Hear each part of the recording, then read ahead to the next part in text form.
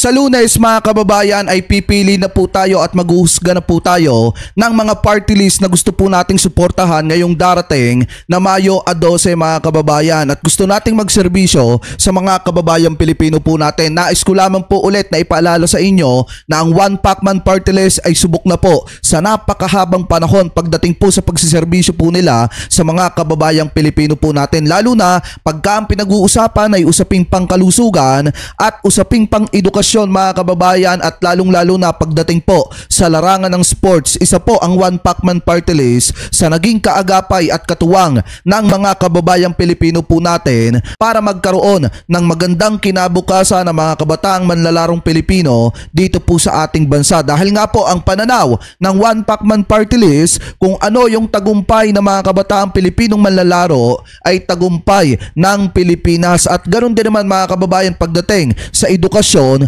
at pagdating sa usaping pangkalusugan. Kapag maayos yung pangangatawan ng mga kababayang Pilipino po natin, magiging maganda ang kinabukasan ng sambayan ng Pilipino. Ganon din naman pagdating po sa edukasyon, ang pananaw din ng One Pacman Party List kung ano yung tagumpay ng mga kabataang estudyante sa larangan ng edukasyon ay magiging tagumpay ng Pilipinas in the future, dahil nga katulad din ng paniniwala ni Dr. Jose Rizal, ang kabataan ng pag-asa ng bayan. At para mangyari yon, kailangan ng mga kababayang Pilipino po natin ng mga estudyante ng tulong mula sa gobyerno, lalo na kapag pumili po tayo ng tamang kandidato ngayong darating na Lunes, Mayo 12. So sana suportahan po natin etong One Pacman Party List, katuwang at kaagapay ng mga kababayang Pilipino po natin, especially yung nasa laylayan ng Pilipinas. Number 22 po sa balota, suportahan po natin One Pacman Party List. Maraming